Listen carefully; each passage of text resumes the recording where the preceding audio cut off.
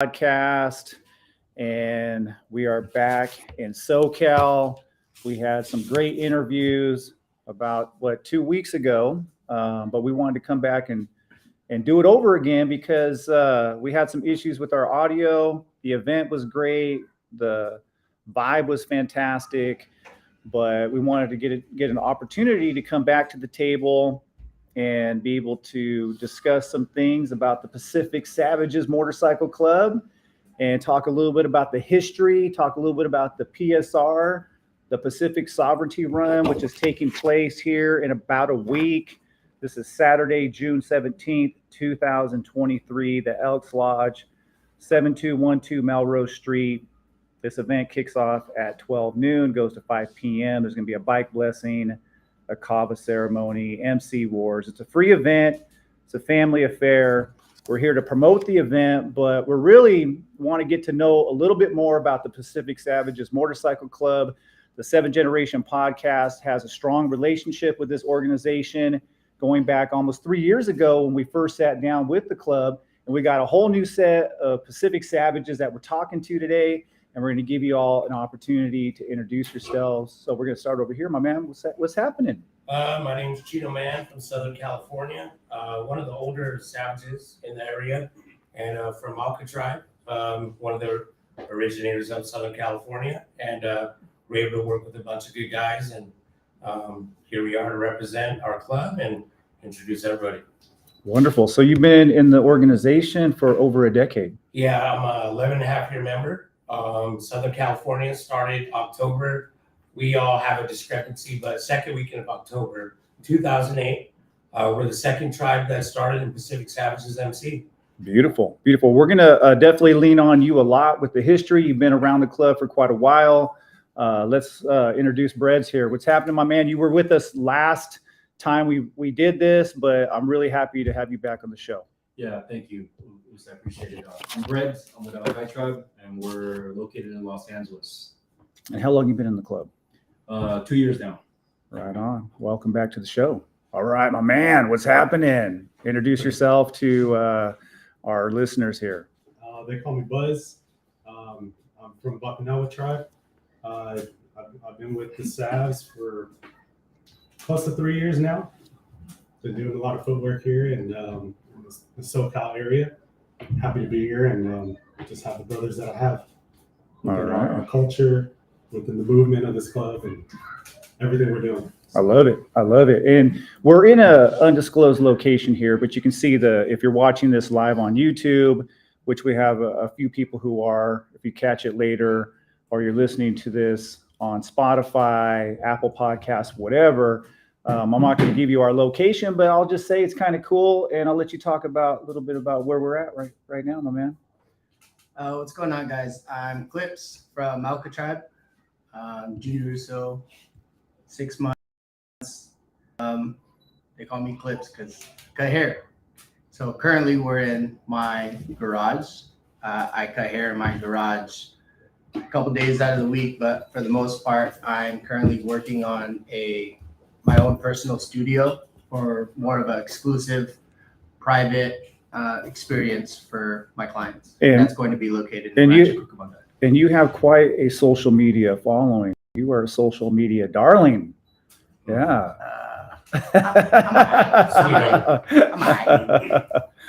So before we get started on the history, so what brought you to the Pacific Savages? It was more so for me. It was more so just kind of getting more in tune with my culture, being Filipino. Growing up, I didn't really hang out with a lot of Islanders or Asians or anything like that. So for me, it was just more being able to get closer with my culture and other Islanders. Yeah, that seems to be a common theme whenever I talk to a lot of the Pacific Savages Motorcycle Club. They talk a lot about culture, Chino Man. So can you kind of give us that component to this really unique MC? Why is there a need to have a motorcycle club that's based around the Islander culture? Well, one thing that I feel that's unique about the club is, we're all from, we're all Islander. Obviously, we're brown. The cool thing is, unlike a lot of the other guys that we go out, we hit their events. They're all really cool. We respect them, but now it's our identity. We're able to throw these events. We do the good food. We have entertainment, and we have a lot of fun out there. So it is different. We got to show everybody our culture, that there's actually now some Islanders that ride bike. We love the culture, and we're going to show them what we're about. Might not be some of the big clubs, but we're representing us as best as we can. And there's a lot of us. And I think that's different. Every time we get a lot of compliments about the food and what we're bringing to the table. And it is different. And we just appreciate being out there and working hard with other people. And they do recognize who we are, and they come to the events and have fun. Absolutely. And so, Buzz and Breads, I'm just really interested. What brought you to the Pacific Savages? So I think for me, I was always fascinated in my culture. Obviously, I know that's the topic of discussion here. Just dig deeper into it. I always enjoyed riding motorcycles. I was actually at the Long Beach swap meet, and you see the typical Hispanic motorcycle clubs coming through, the Caucasians. I just was curious to see if there was anybody out there that was, I guess, like me, or of some sort of indigenous roots, not necessarily just Islander. And I think, I saw a couple guys from the Pacific Savages walking through as I was working and helping out a buddy who was a vendor at the Long Beach swap meet.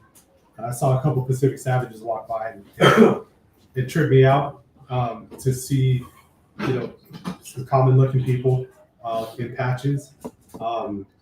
So from there, I kind of dug deep into who the Pacific Savages were, what they were about. There wasn't a whole lot, especially the part of SoCal that I'm at. There was nobody out there.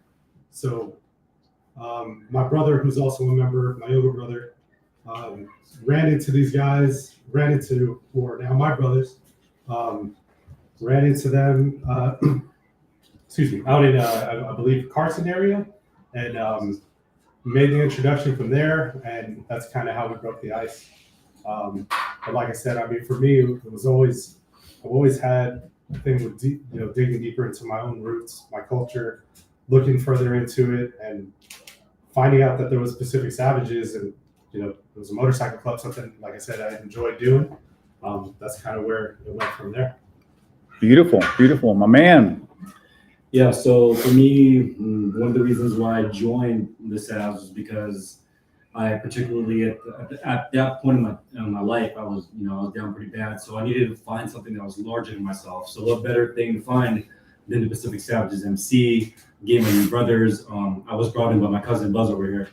So, it's more so for me, a lot to do with the community services that we do as a club and what we do for our community, because I was getting pretty into that too when I started. So that's the reason. That's the main reason, was to find something larger than myself, not to be selfish. Right on. Beautiful. And so y'all been doing this for a little while, but you guys are kind of moving up and you're in leadership positions. And how's that working out for you? But I think we've got a great, solid group of guys down here in SoCal. A lot of young guys, a lot of new, I guess you could say, the new generation of Pacific Savages, who, we've all got a really great relationship down here. Not to say we don't with our bros everywhere else, but I think, within our region in SoCal, we're doing a great job staying close and helping each other out as much as we can, and covering everything from community to, again, more culture related stuff. But I think our brotherhood is pretty strong all throughout. And that, in terms of being in leadership, it's been a lot. It's been a huge task to kind of take on, but I think just having, these positive brothers around me that, for speaking for myself, it's been what's been motivating for me. Beautiful. To say the least, yeah. So Chino, man, you've been doing this for, again, 11 years. Man, tell us something that people don't know about the Pacific Savages Motorcycle Club. It could be a little bit of the history, or just something that you want to share that you think people would find interesting about the club? Because obviously this organization is very unique. There's a lot of people who may be listening to this, especially in other parts of the world. I mean, we have people who listen to this show basically everywhere, on every continent. And they may not be very familiar with the Islander culture, may not be very familiar with the MC culture. So what can you tell us about the history of the Pacific Savages Motorcycle Club that you think people would find interesting? Well, at the beginning, we're obviously Islander, our culture. A lot of the promotions and what we all got together, it was just hitting the bigger Islander events. So it would be whole Laulea, we do FIFA. And then from there, we met a lot of people that wanted to come in. They saw a new organization that rode bike and were Islander. So they started tapping in with the club. We're able to grow, gain a lot of membership. But I'll be honest, the minute, we started growing and we have an MC part patch on our back, that's when we actually had to start going out there and introducing ourselves to the MC community. Everybody in it, in our local area, Inland Empire handled it. Inland Empire guys in Orange County handled that. My dudes in LA and San Fernando, they handled that. So what kind of made it different was not that we created a lane. There was already Islanders riding, but we're probably the first ones and the biggest ones that actually ran this protocol and actually got to meet a lot of the clubs out there, introducing who we are, what we're about. And you know what? Islanders are different. We're friendly people to those who are friendly to us. And then, we show them our culture. We're all about entertainment, food, and other stuff that we can bring that is different in the community. And I think it's special because not too many people are offering the type of businesses and our events that we're doing. And it's really different. And I think people are migrating to that. They see it. We get a lot of compliments. Yeah, outstanding. So we are in Southern California, and the Pacific Savages Motorcycle Club started up in the Bay Area. So maybe we can talk about, so what is the structure down here? How many chapters do we have? Maybe you can explain how we don't call them chapters, we call them tribes. And we can talk a little bit. Obviously, we don't give out numbers. We don't give out a lot of, some of those details. But what can you tell us about the structure down here in SoCal? Basically, as far as the structure and how many tribes we got down here, I can just say that we pretty much have all the major counties and cities, metropolitan areas covered, from San Diego up to actually Central. So we're pretty structured. As far as our numbers goes, we are predominantly the largest, Islander, Southeast Asian or Asian club there is currently right now, and we actually are in other states too as well. Yeah. Anything you want to add to that, Buzz, about how you guys are run down here in SoCal? As far as how to run, I think communication has been a key thing for us. Just creating an open line of communication, not only within ourselves and leadership down here, but with leadership from other tribes outside of SoCal, and as well as with members from other clubs and entities as well. Just kind of create. That's pretty much what we do. We work with each other to make sure that everything is covered with what we need in terms of whether there's local events from either community or MC based type of events. We always try to make sure that there's enough people from any of the surrounding tribes to be able to cover those grounds and kind of show face and show the patch, and then again, let the community know what we're about. So that's kind of how things go. Yeah, Absolutely. Cheeto Man, what can you tell us about how did SoCal develop as a motorcycle club in this area? Was it San Diego? Was it LA? Can you kind of give us some of that history? Well, Southern California Savages started in Malka Tribe area in Inland Empire. That's where a lot of us first got together, and pretty much we worked out all up in a garage. And then from different people, different cities, people coming along, we had Orange County, we had LA, we had San Diego. Orange County and LA was the first tribe that we started after Malka Tribe in Southern California. From there, we went to San Diego, and then it grew. More people kind of migrated in, started running in the motorcycle community, introduced ourselves to other clubs, hitting events all across the board in every county. And then the other Islander identity out there actually started seeing us and reaching out. And that's how we actually met a lot of people. Beautiful, beautiful. You know, Brett's touched on something is that the Pacific Savages, again, we don't talk numbers, obviously, but I mean, there's a lot of Pacific Savages out there. Right. There's a few. There's a sea Savs out there. So what is it? What is it about the club that's drawing all these people in? I think particularly the biggest thing that, you know, and these are the, like, you know, to me personally, it's one of the three things that's most important that I would dearly to smoke on my deck, right? Is we practice, preserve, and protect our culture. So we get a lot of people from, you know, Southeast Asia, Island, you know, Tonga, Samoa, even the Philippines coming in here, and they basically want to practice the same thing. It's all about keeping and practicing our culture and teaching on to others what we were taught. So basically, that's the biggest thing. I think that's the major gravitational pull towards our club. Yeah, that's it. I'm kind of impressed by that. And you know, I mean, obviously there's a cool factor to the motorcycle club culture, and there's also a fear factor to it, right? I mean, there's some people who think it's cool, it's interesting. You guys ride these really super loud bikes, and you know, some of you look kind of scary. I mean, you guys are obviously very handsome, very good looking. You're not frightening at all, especially Chino Man over here. You know, I didn't even lie to my beard. but I mean, you know, a lot of people are frightened of people who ride bikes, and they think that, you know, you guys are all out there being gangsters and doing wild shit. Tell us a little bit about what is it like to be in a motorcycle club? Well, I mean, pretty much when we're out there, we all ride bikes. I think that's our common tie. When you're in a motorcycle club, you're supposed to ride motorcycles, you know. So I think that's what was real special about us was, you know, there is an Islander community that like Harleys and actually get out there and ride their bike. You know, it's not just, you know, part of the Hispanic or Caucasian or even, you know, the blacks. I mean, ride. It's another identity. Yeah, it's a great point. There's a lot of Islanders who like to ride. You know, a lot of, you know, you see a lot of different personalities that are coming from our backgrounds, right?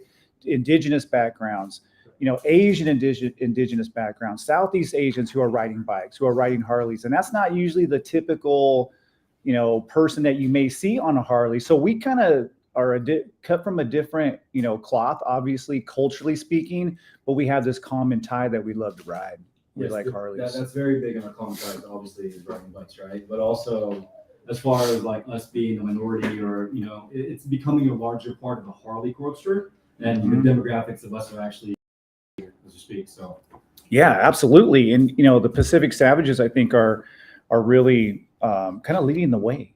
I mean, you know, obviously I'm a part of the organization now, but I could see it when I wasn't a part of it, that it seems like you guys are, you know, have a pretty strong vision, and you guys, you know, obviously set high expectations. It's not easy to get into this club, right? I mean, it's a very difficult path. Yeah. And maybe that's something you can talk about, even though, yes, the Pacific Savages have a lot of strong numbers, but it's not easy to get into this club.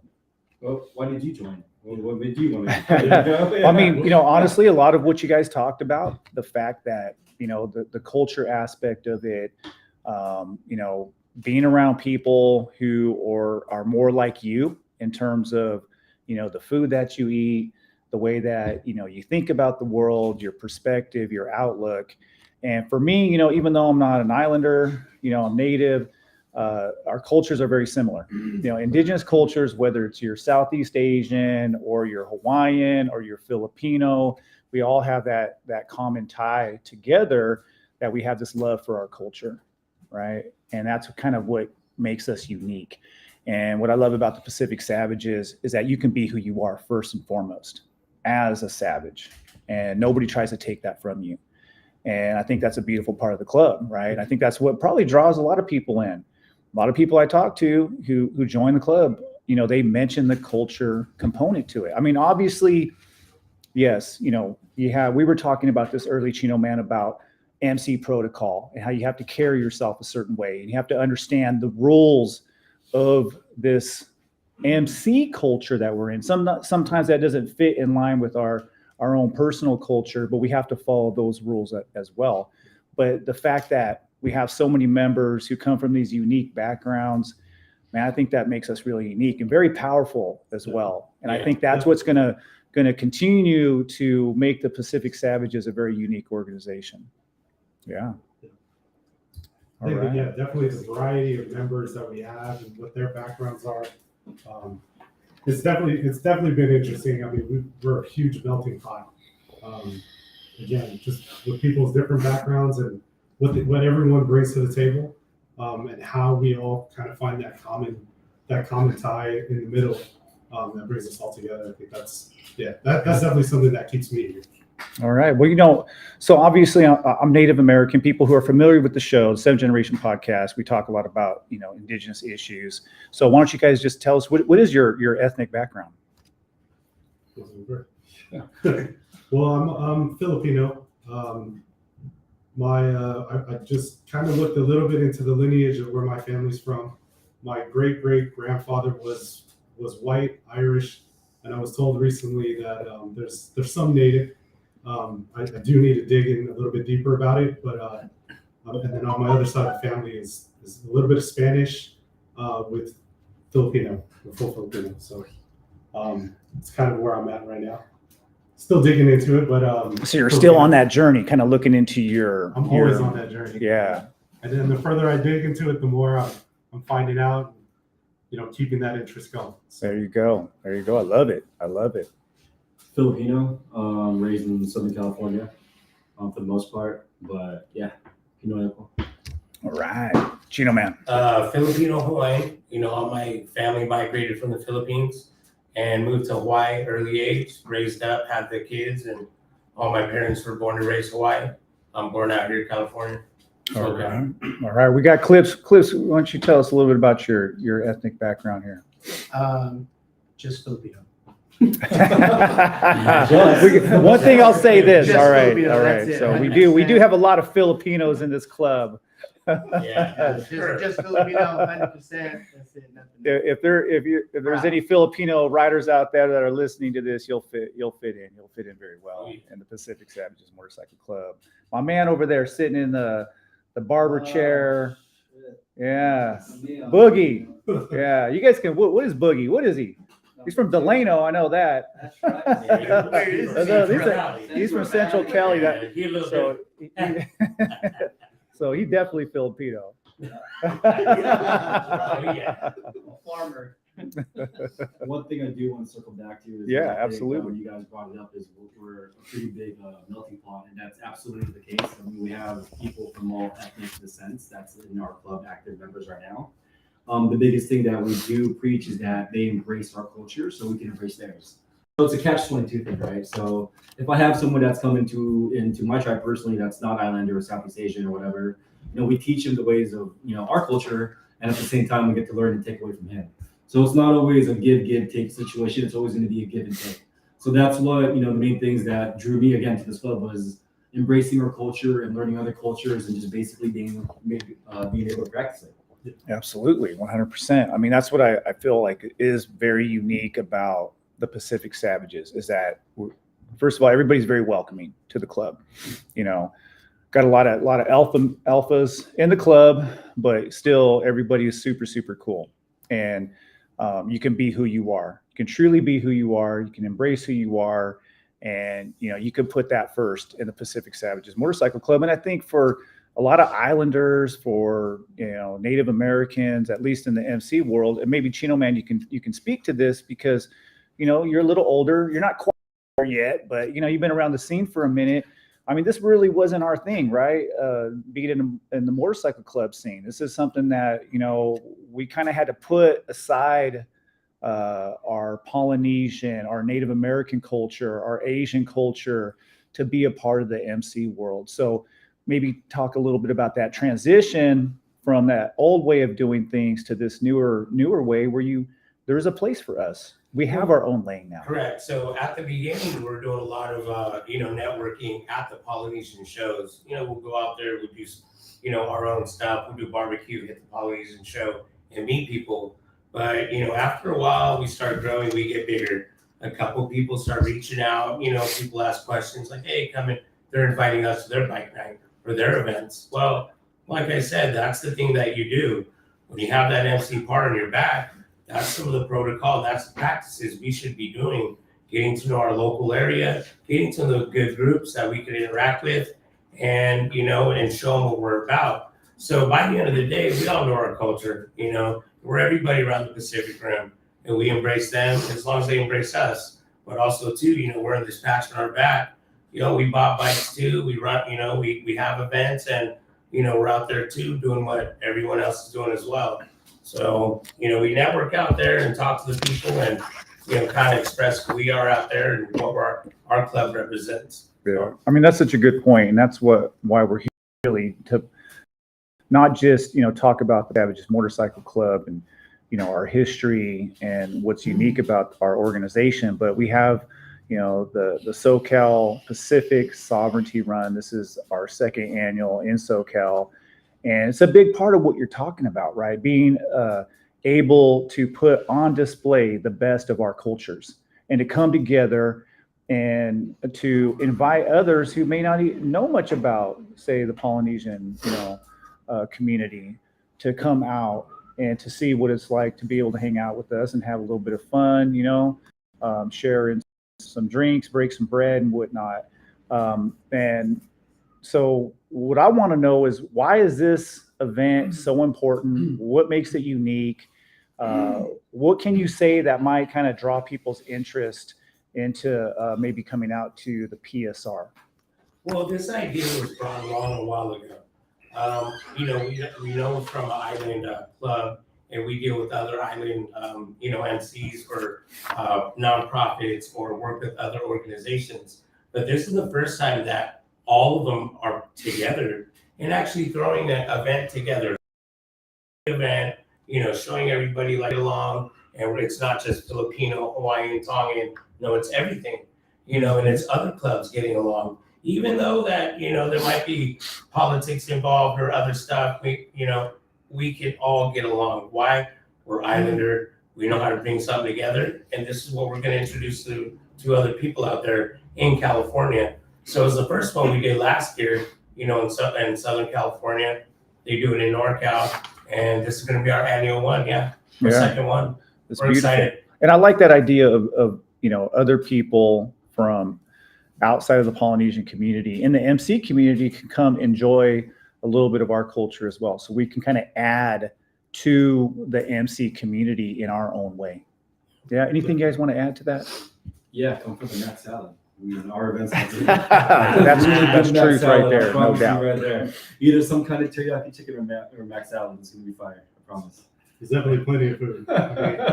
We all grew up kind of, being able to go to any one of our houses, and our families welcoming you in. That's the same type of love you're going to get no matter what. So. Yeah, that's a good point. I mean, the food is obviously, it's a big part of our culture. I came into the Pacific Savages weighing like 190 pounds, and I'm like, I'm fucking fat now. 2+. I've gained like 25 fucking pounds in the last 2 years as a Pacific Savage. I swore I wasn't going to eat rice anymore. No, you can't be a Pacific Savage and not partake, right? and I listen very well. We talk to a lot of people, and the majority of what they're saying, like, man, you guys really know how to throw a good event. We have a great time. Your food is always killer. Yeah. So that's a good thing. Again, Yeah, part of our culture. PSR is also going to be a really important event for us, not only us, but also our community. And that's kind of like a part of our identity, is always being able to throw community events or put in acts of service for the community. So this is a way for us to integrate further into society or civilian life, right? For them knowing what kind of people we are, what kind of club we are, what we practice, and what we're about. So this is also a very good way to do that too. That's a great segue into what I wanted to talk about next. Is like, what do you guys do in the community? I mean, obviously, you guys love to ride. You guys are a motorcycle club. We look cool. I mean, look at these guys right here. You guys look amazing, right? But you guys are out in the community, and you guys are serving the community, right? That's a big part of what we do. So maybe you can share a little bit about how the Pacific Savages are giving back. So I'll let Reds kind of talk about that, because a lot of what we've done recently within the AAPI community, I mean, I give it to him. I mean, he's brought a lot of that recently. 100%. Some of our other brothers, they've got their connections too, and it's been a very collaborative effort. But no, he's being really humble, because at the time when we started this whole AAPI community work that we've been doing ever since the whole Asian hate thing from COVID, right? He actually This guy's received he's a recipient of 2 awards from the city himself, so he's being a little humble. But yeah, we do a lot of work with the API community, and I think for me, again, like when I said, one of the reasons why I joined was to find something bigger than myself, right? And while I found the Savs, I also found that I really like serving my community and my peoples. So we've done a lot, anywhere from like doing like security patrolling ourselves, or walking down the streets of K-Town or downtown late at night. We've done that. We've done a lot of rallies and marching. We've done a lot of fundraising, we've done a lot of victim benefit events. We actually are with a nonprofit called AAPI United, and also he's the same chairman, James Meyer, for Rotary Club. So we do a lot of work with them, and we've actually been recognized from Los Angeles County. We've received awards from the city council and the mayor. Yeah, you guys have been putting in a lot of good work. I mean, that's obvious. Maybe you can tell us a little bit about what was happening in the Asian community. I mean, there's a reason why people are out there marching and talking about stop the Asian hate. So what was taking place that necessary to get this movement going? I think it wasn't just happening here in SoCal, but I mean, a lot of attacks were happening up in NorCal. So everything down from SoCal to NorCal, our brothers we're all getting involved with these community events, these outreach events.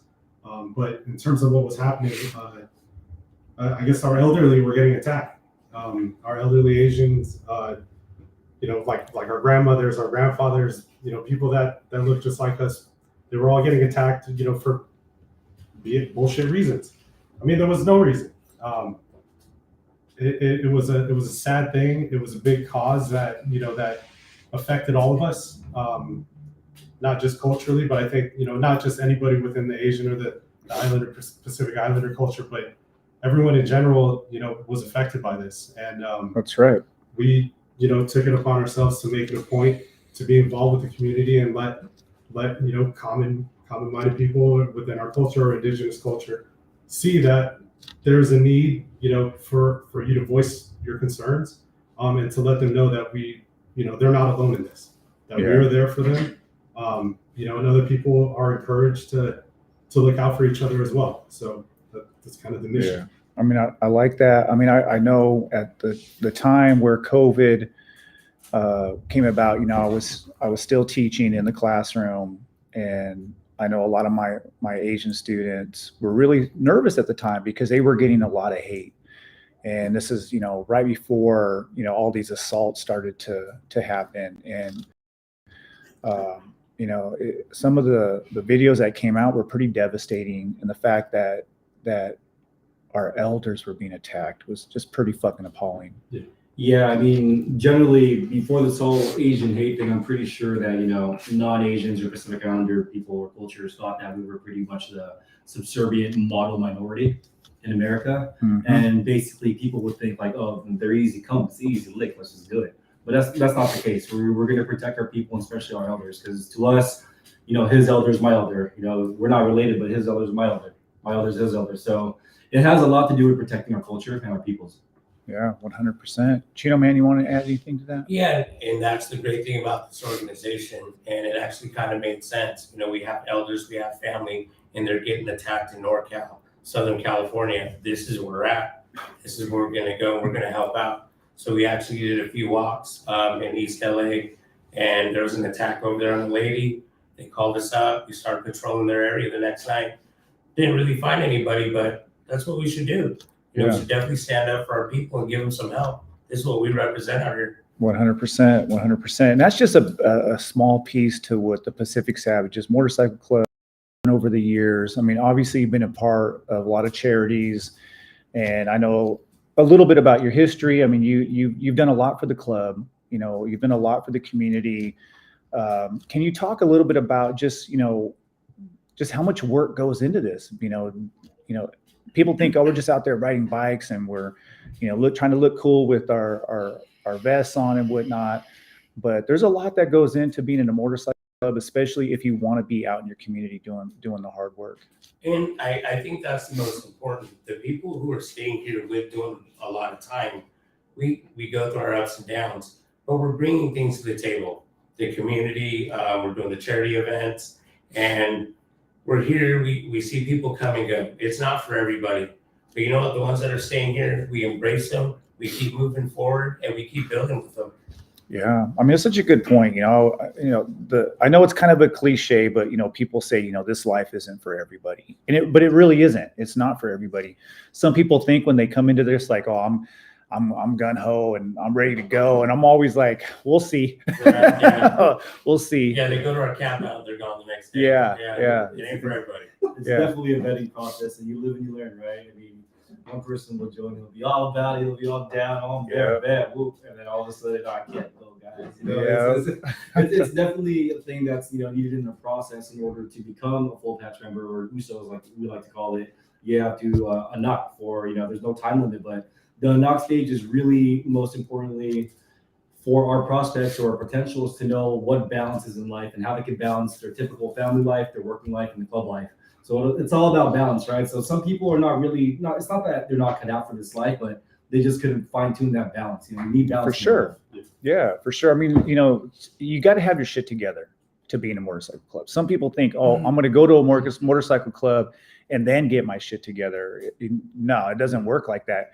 If you're having issues and your brothers are helping you out as a support system, that's one thing, right? But you gotta put in work to be a part of this, and you have to always be putting in work. And I tell people all the time, it's like once you get into the club, like that's often when the real work starts. Some people are like, oh my God. 100%. Yeah. And I'm like, I tell the Anox all the time. And just to clarify too, we don't call our prospects, we call them Anox. We have, different terminologies that we use, but I tell them all the time, being an Anox is easy. Like, you just got to show up and help and just, be of service, man. Just be of service. Try to jump in when somebody's carrying something, you need something too. Don't wait to be told to do something. Just jump. But you all know, because you guys have been, you guys are running chapters and tribes, and you've done this for a lot of years. Like, I mean, there is a lot that goes into this. It's a lot of work. It's, some family, time is sacrificed. So maybe you guys can talk a little bit about that part of being in the Pacific Savages. Touching on that topic, I want to give a shout out to my wife, my old lady. She's the one who dealt with, me putting in the work.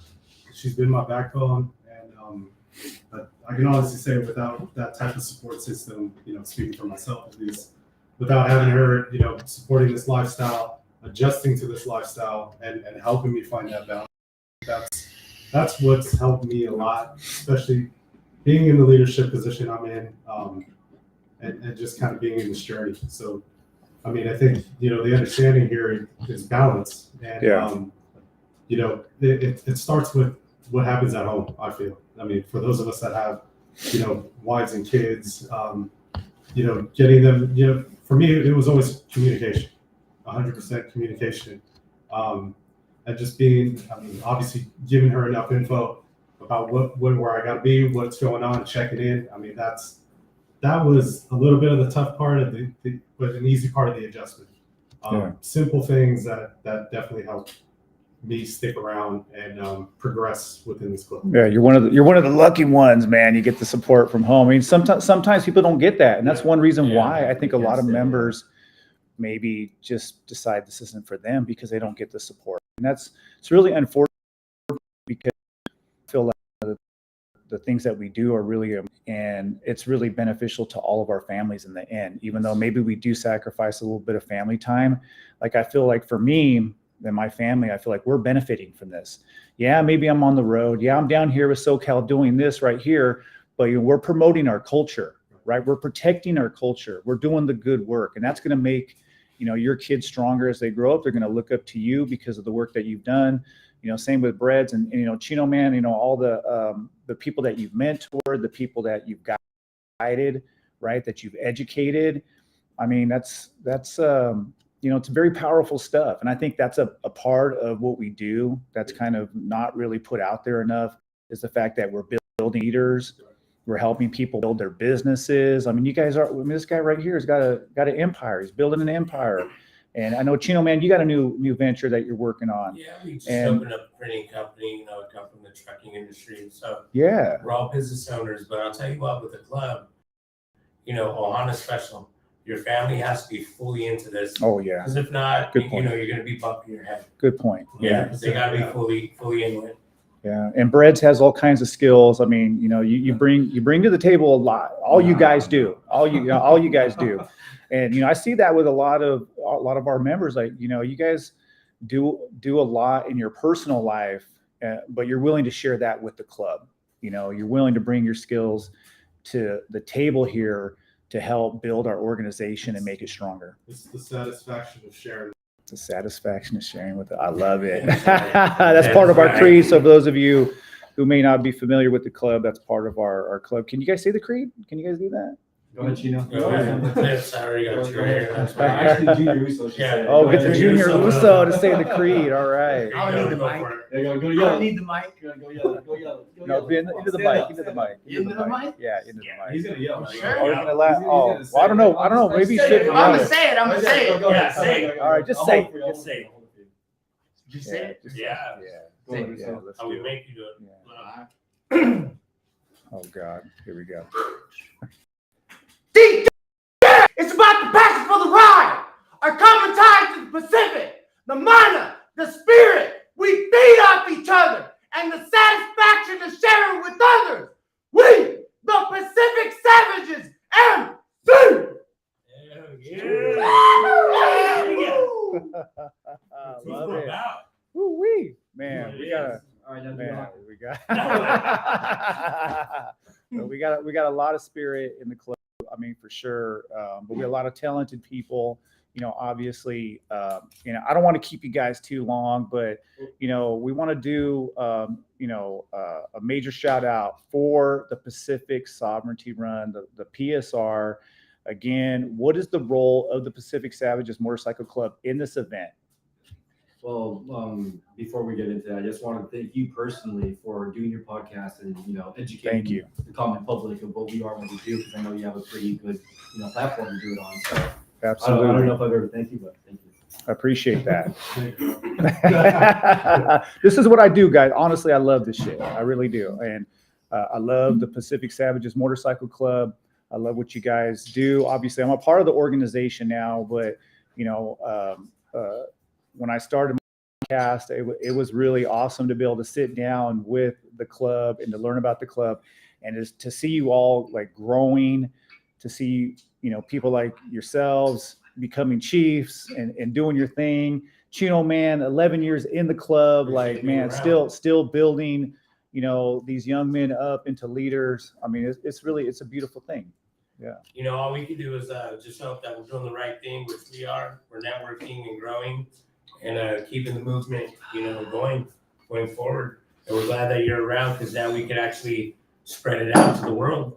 You know, people actually hear us, and maybe there's some side of that we're saying that is part of them, part of their culture and how they're raised. Yeah. Another thing too is if you're in Southern California and you know you've been wanting to contact a SAD and you just can't get a hold of us or anything, the PSR event on June 17th is gonna be the perfect time. Besides that, you can go to our website, have a contact us form, and also you can go to any of our tribe Instagrams or the organization's Instagram and shoot us a DM, or you can go to Facebook and shoot us a DM. From there, just get to know us, get to check us out, and we would love to get to know you guys and get to know everybody else more.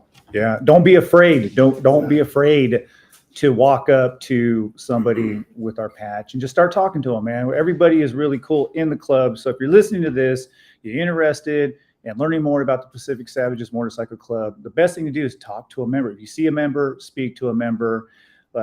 Like Brett is saying, reach out on the website. What's the website again?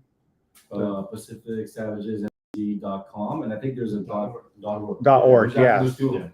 There's a .com and .org still. So Yeah.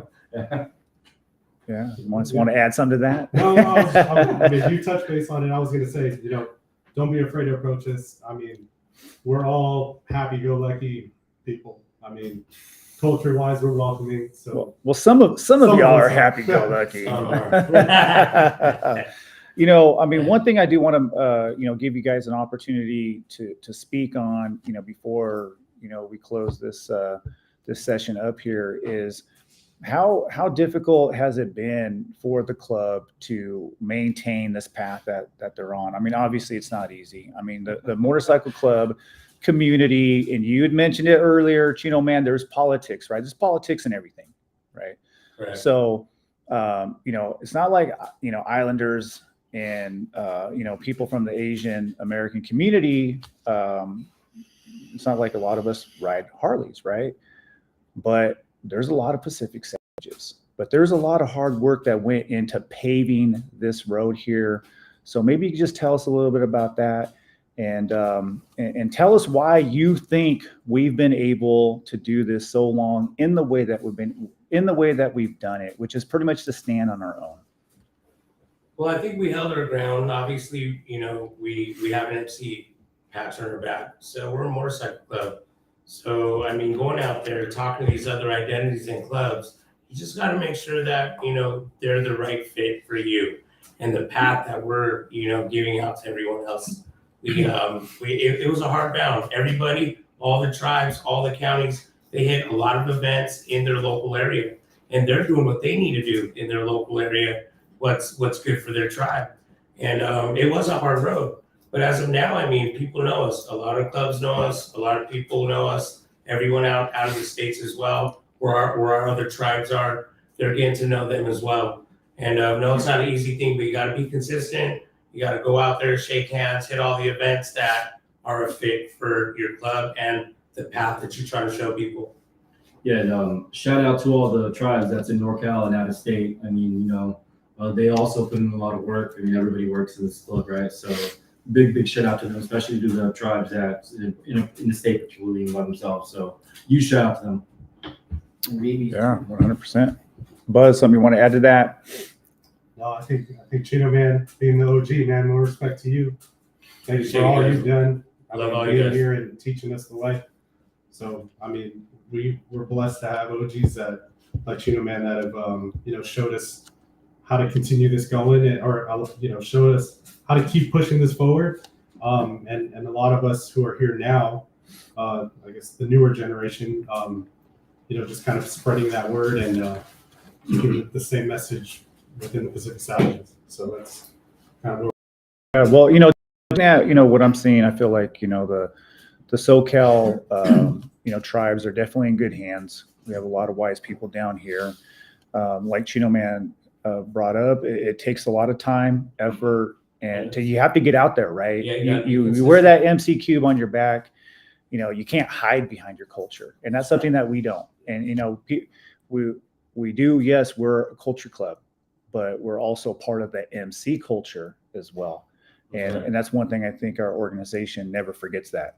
And we have to go out there and put in work and make sure that we earn that patch every single day. Yeah, regardless of leadership or whatever role we're personally in, it doesn't really matter because we're always learning. We're always learning. That's right. Always learning. It never stops. That's right. Yeah, and you have to earn that patch every single day, right? Yeah, man, every day. Oh, yeah, harder to keep it. Yeah, it's harder. Yeah, it's hard to, it's damn hard to get it, but it's even harder to keep it, right? Yeah. So, I want to give you guys an opportunity before we go. I don't know, just share a story, something that I think our listeners find interesting. It could be a trip that you guys went on, something you guys did. I don't know, maybe your bike broke down, and who knows what. Tell us something that would be interesting. It could be, we could do 3 stories and do 1 story. Let me start with it, and I'm gonna have him finish because it has to do with. Oh, you guys got a story? Okay, yeah. Let's hear it. So we went to one of our Mandos last year, Wonderland, which is in City, Vegas, right? And on the way home, this guy broke down. Tell him what you did on the side of the road on the busy highway. Oh yeah. One of our bros, Maui, who was here at the last episode, he rides around with a bump box. Not to shout out the company or anything, but he's got a Bluetooth speaker that he uses as a sound system.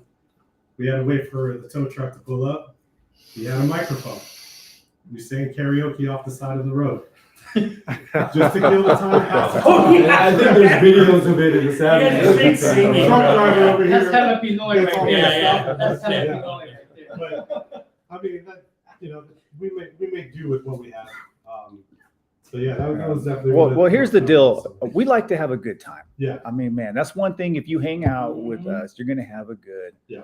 time. You're going to have a really, really good time. That's one thing I noticed right off the bat about the club, man, is that, man, we are savages.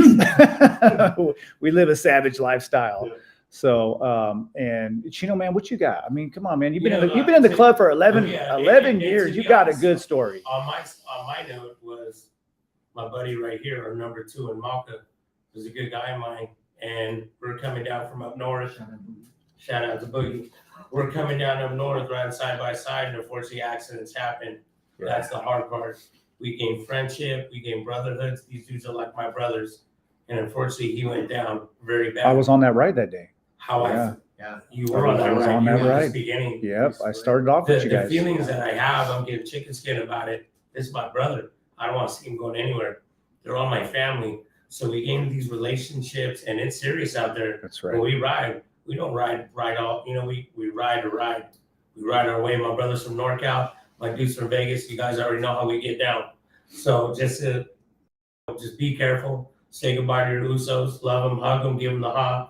You never Man, know thank you for that reminder, Chino, There's a lot man. of accidents that have That's happened. right. I love to ride, and I'm a truck driver. I'm a Navy now, all about safety, but shit happens, man. You Yeah, never know when the last time you're gonna see your Uso. man, it's so true. We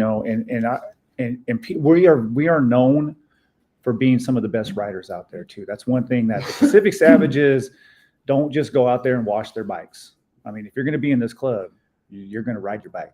Correct. Yeah. And you're going to ride hard, right? And Yeah. so, but I remember that day that we left from NorCal, and you never know. You just never know. Never know, Right. man. You never know. Glad we're all So here. for those of you out there in your cages, your trucks, your cars, your Priuses, or your Teslas, whatever, watch out for motorcyclists. That autopilot don't work, right? Yeah, don't put that shit on autopilot. Hell no. Because it's dangerous what we do. It Right. really is dangerous. And it's not dangerous because of us. It's really dangerous because of other people out Right. there who Yeah, aren't shout looking out out for us. Chuck, shout out Haka, and they've been that recently, so we're trying to be there for them daily. So shout out to them. Yeah, and we've lost brothers in the club. Yeah. We have lost brothers, and what we do is very dangerous. And I know every time I leave my family, I always make sure to give everybody a big hug, because you just never know. You never know. I mean, obviously we love what we do. It's about the passion for the ride, right? It's about the passion for the ride. But being on two wheels isn't safe all the time, Yeah. right? It's not Might always take safe. our life one day, and you Yeah, gotta look back and always, like I said, thank you, and don't be ill feelings with your brothers, man. Hug, say goodbyes, and that's no matter right. how you feel, you never know. That's right. Absolutely. And yeah.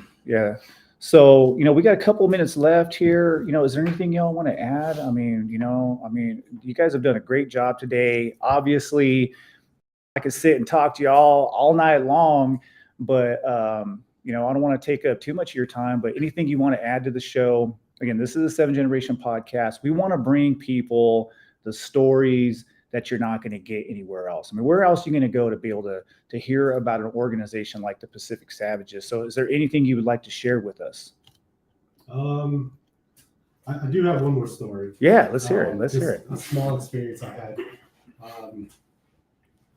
It had to do with me visiting Oahu and our brothers out there, riding the whole island with them.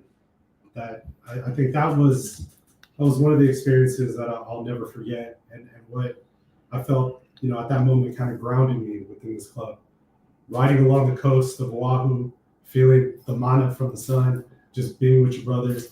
I had some footage that I shared on my Instagram, and I look back on it sometimes, and just that vibe, just that whole moment, just being out there. I think that's what solidified everything for me. I was already full patch by then, but yeah, man. I mean, being able to share that with some of my bros here that haven't had that opportunity, I think that's kind of where the origins of this club started, and that right there was a game changer for me. So Yeah. I encourage any of our brothers who are able to go out to Hawaii or or any similar islands, and you know, just hop on a motorcycle with your bros and just really kind of just submerge yourself in that type of experience. Because I think that's where, you know, the other aspect of this. Yeah, I'm glad you brought that up because I hear this a lot about Hawaii. Like, man, you got to go. Everybody says that. Oh man, Chino it's man, I mean, nuts. It's super yeah. cool. I mean, one time over here in the tribe, you know, after a while, 5 to 6 years, you know, membership, money in the bank. Maka Tribe was actually sending 2 members every other year. Wow. 2 members every other year. We'll get them the round trip ticket, get them a flight. We have family out there, all stay, no worries, just, you know, food money, party money, you know, get to go around the island, get to see the toy run. It's on the 2nd, beginning of the December every year. And it's insane. You wouldn't even know that there's 10 to 15,000 bikes on the island. They come from all over, all the islands in Hawaii. So it's a really special time. And we're out there. We got brothers out there doing their thing. Yeah. It's also really fun to ride with LA. Yeah. I don't know about that. You know my traffic. You know, that's one thing. And, you know, going back to what we talked about, that this is a dangerous thing that we do. I mean, you guys ride in the most dangerous fucking place in the world. I mean, it's crazy what you guys deal with. How do you guys deal with this traffic, man? That's what I want to know. Oh, well, that's lanes. Yeah, that's one thing that I do notice. So I do want to say, man, like we are blessed out here in the rides that we go on, the lands that we ride. That's The true. roads are super cool. That's real talk. You know, coming from Hawaii, and I bless my guys, I love it. But man, we get it out here. I mean, our riding, our mountains, you know, everything is really cool to ride. Yeah. So That's one thing the Savages here do is we ride. So Yeah. we definitely, Yeah. we definitely put miles down. If you want to be a part of the Pacific Savages, you have to want to be on your bike. yeah, you got to ride. Yeah. I think in my first 13 months in the club, I put over 20,000 miles on my bike. That's You know? it. Hey, That's a hey, you did a good job. God damn. I was always surprised to see you at Pule or whatever. I was like, hell, this guy really rode out here. Hey, We get there man. by 8 a.m. So I think to my head, I was like, dude, what time did this guy leave his house, bro? Like 3:30? What the fuck? Hey, I learned about the whole idea. It's about passion for the ride. I mean, you know, riding up in the bay, because you know where I come from, I'm out in the valley. I mean, Yeah. there's just nothing about, you know, Open. cows and fucking dairies and Oh, shit, yeah. and just it's Having wide fun. open, right? Wide And open. you don't have to really split lanes. And you know, riding up into the bay, or you know, I mean, Boogie, you know about riding down here. It's a Okay. completely different experience. Shit, I almost died last year, bro. Yeah. Come on, I man. mean, well, let me tell you all a funny story. Okay, so check this out. So the first time I rode, I think this was the first time I rode with, I rode with the Pacific Savages with another organization I was with. I won't mention their name, but the first time I had a chance to ride with some Savages was on a trip to SoCal. Okay, it was a trip to San Diego. And we hit traffic at some point in time, and man, we're splitting lanes, and I'm like, I'm gonna fucking die. I really thought I was gonna die. I really thought, I'm like, I'm not even gonna make it home. Right. I'm not gonna make it home. So I made it. Isn't it fun?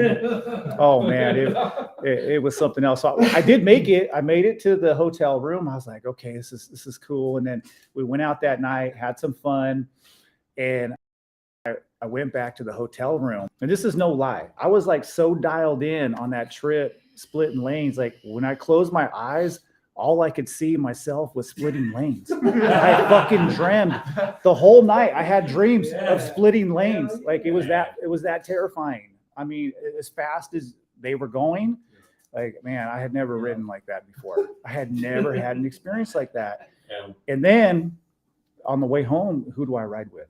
Buddha. So, Oh, I already know what you went through. It was fun. oh, Fast. fast. And that was the first time I really had a chance to ride with him. We rode from San Diego, and we split off near Bakersfield. But I think we left like at, I don't know, it was like 5:45 when we really took off from the gas station. I walked in my home before 10. I mean, I was inside. That was the fastest trip. right. It don't take much. That's right. That's how we get. Holy shit. That's how we should ride. Okay. So for those of you who are thinking about, you know, maybe joining this club, just so you know, that's what your experience is going to be. You're going to learn how to ride.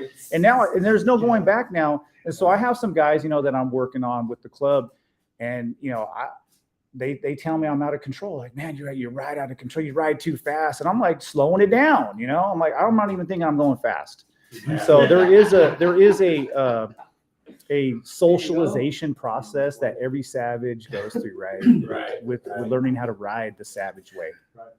And that's the majority of us. A lot of the guys, they ride really well side by side. No Some doubt. ride way quicker, but if you got the certain guys riding in front, no, we're all going. Yeah. I'm not, going to get left behind. Yeah. We have a story. We did a poker run in Temecula, and we're leaving Temecula Harley, and Buddha was coming down, and he was with us. And yeah, we got a call from aunties and uncles, and why are you guys splitting traffic at 100 plus? And it's like 60 of you, and I'm like, yeah, at least you guys saw us.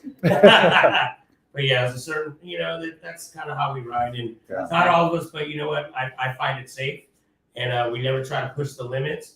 Everyone dives in that hole and splits on their own, but we do it as safe as possible. 100%. Yeah, no. I've definitely learned how to push my limits riding with Cheetah Man. Yeah, that's how the old schools do it.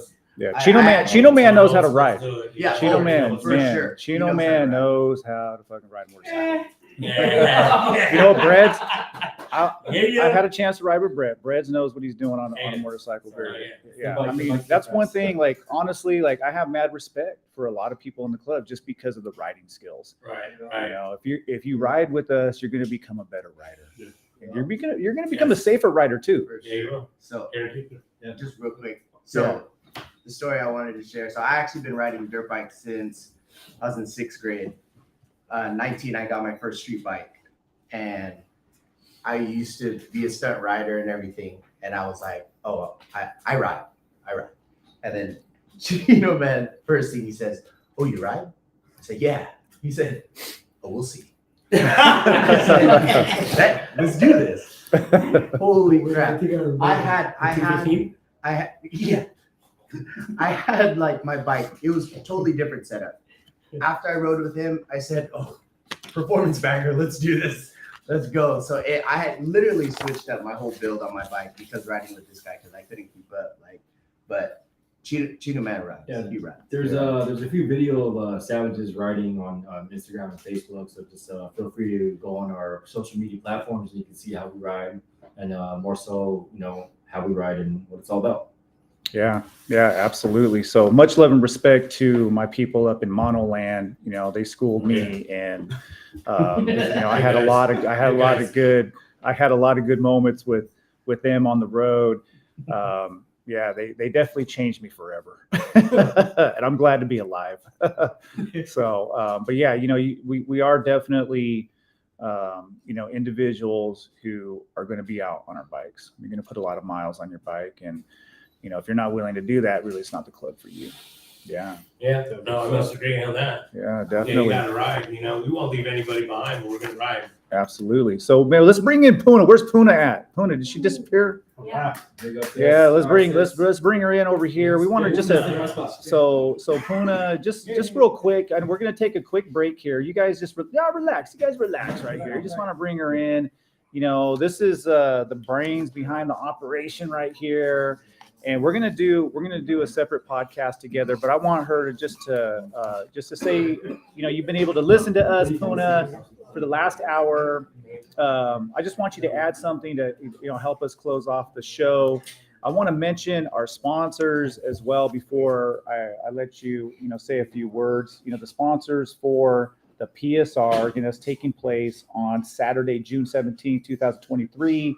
We have Attorney Jeff, Torque Law, Shark Squad, and DMS. Those are our 4 sponsors for the PSR. Big shout out to them. There's a lot of people that are participating in this event, a lot of amazing vendors. I have a list of vendors, and I can't mention all of them, but there's some amazing vendors that are coming to this event. So, Puna, first of all, what's it like to work with the Pacific Savages Motorcycle Club? You got them right here in the room. Anything you want to tell them? Anything that you want to say about the MC and this event? And don't forget to hold the mic close up here so that way we can hear you. Okay, so, what is it like? In the beginning, I'm going to say my strength was my ignorance. I was able to present myself confidently. And then I soon realized that these guys are about what they were just talking about. They're about family, they're about respect, they're about honor. I feel like I gained about 900 brothers. A couple of grunkles, but for the most part, I feel like I just inherited a huge family. All the events that we've done together, I'm amazed.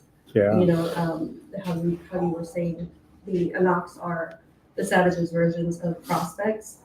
That whole system looks totally different than what I was aware of. Yeah. You got young men approaching you to take out the trash, to help vendors set up, to just be of service.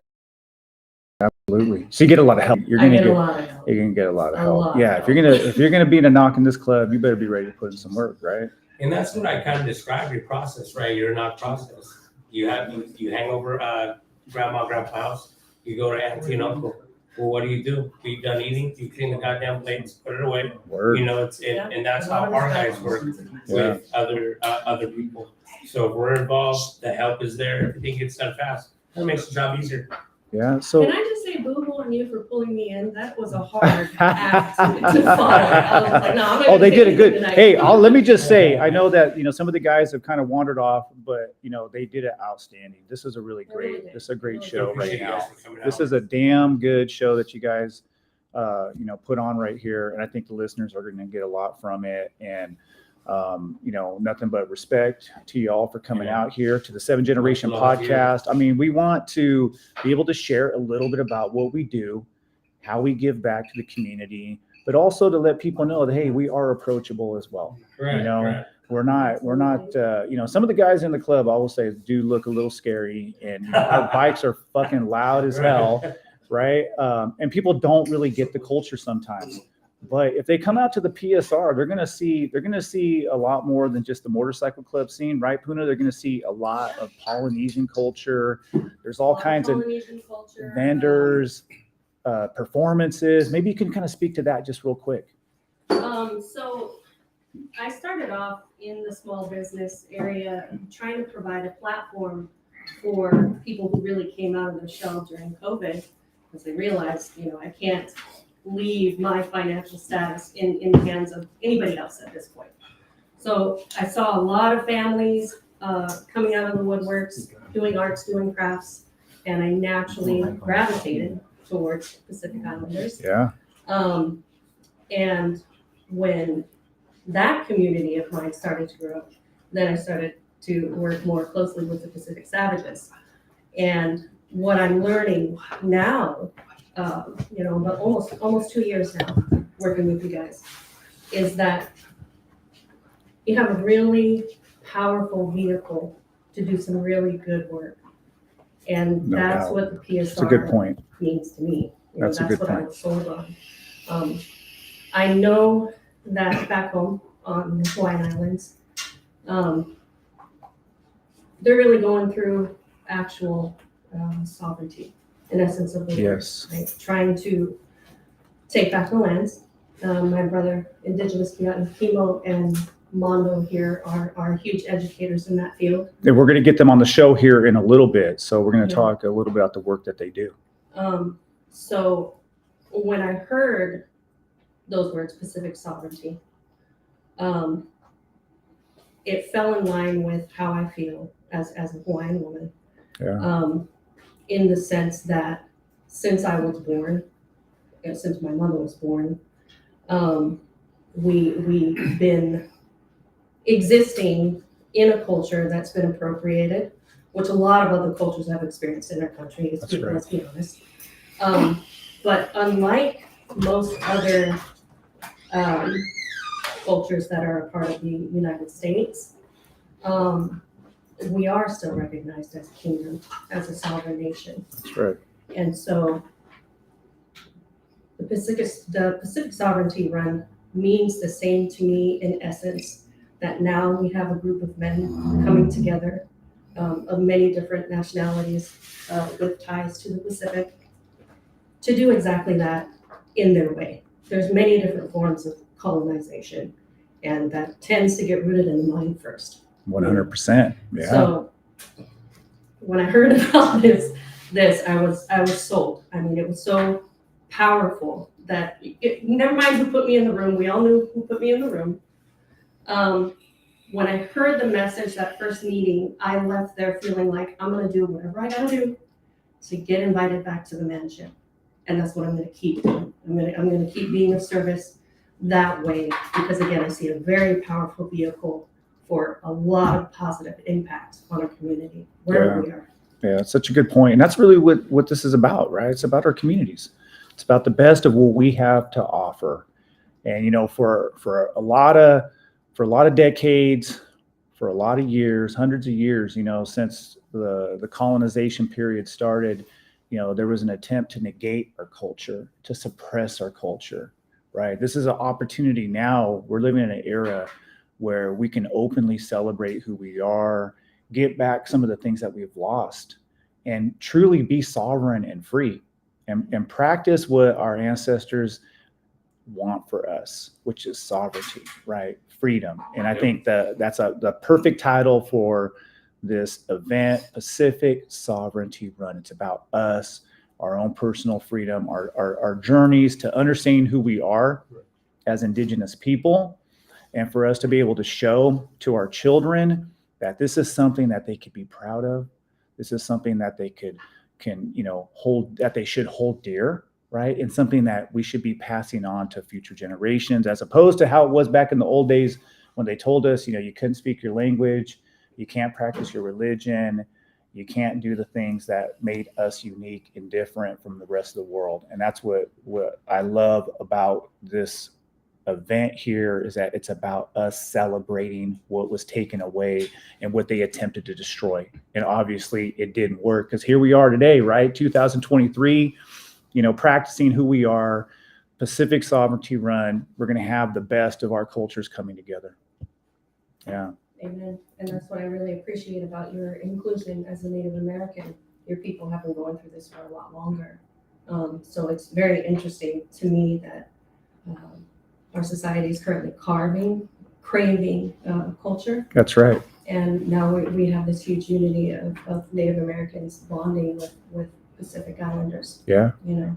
Yeah. We're living in good times. You know, Chino Man was talking about it with me earlier about, you know, just some of the stuff that I try to do just to kind of share a little bit of the history and how people are craving that. People want to know about their background now. You know, we're living in a time where that one mindset, that one worldview, you know, people are starting to question that now. And they're starting to say, hey, maybe there's some other ways of looking at things. And there's other ways of seeing the world. And what I love about, you know, what we do in the Pacific Savages and what we do with these events that we put on is we show people that, man, our world is very special. And it's very important to us, whether it's protecting our elders, right, getting out there and making sure that people in our community could freely do their thing without experiencing violence, or it's our children being able to come up and practice their dances, and us doing our ceremonies, or us just being able to be who we are on two wheels, right? Yeah. And I think that's probably a great way to end the show. Again, this is the 7 Generation Podcast. You all got to come out to the Pacific Sovereignty Run. This is taking place again Saturday, June 17th. There's going to be, you know, a lot of great food. There's going to be a kava ceremony, MC war games. Again, this is a free event, live music, live performances, family friendly. It says pet friendly. So if you want to bring your pets out, apparently you can do that. And we're going to take a quick break here, but I just want to thank all of you, the Pacific Savages Motorcycle Club, Puna, for putting this together again. I was really excited to come down, you know, a couple of weeks ago, but I'm like, I was stoked when I heard we were going to be able to do this again. I put this together. I was really happy, and man, y'all made it worth it. I was happy you wanted to. I was happy to do it.